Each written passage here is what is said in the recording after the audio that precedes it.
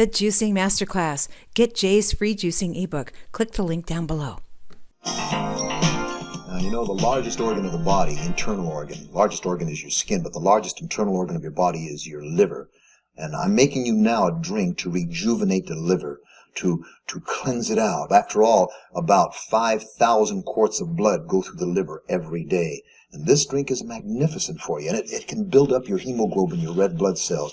Now, when you're doing beet juice, I want you to use the leaves and all. Now, you have an option since you have your own juice cannery. You see, anything that's a little bit off, or spoiling, you can trim it off, and you're in control. See, the only way you can be sure is to make these juices on your own volition. Now, this drink you should love.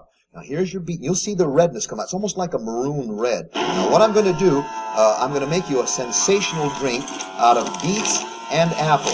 Now, I don't want you, again, ever to drink straight beet juice, because beets have in it a special kind of acid that has the propensity to kind of foul up your larynx. It's almost as though you have laryngitis, because that acid's settling in that region of your voice box, you see. So when you're ever doing beet juice diluted, carrot and beet, carrot, celery, beet, carrot, parsley. In this particular case, we put a half of a beet and about 4 apples.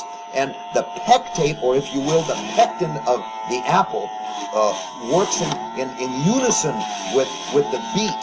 And what it does, it dissolves, it cleanses the liver, other organs of your body also, but it rejuvenates your liver. You couldn't do anything better for your liver than make this carrot, this beet and apple juice. And if you want to, you can add some carrot, some celery, some parsley.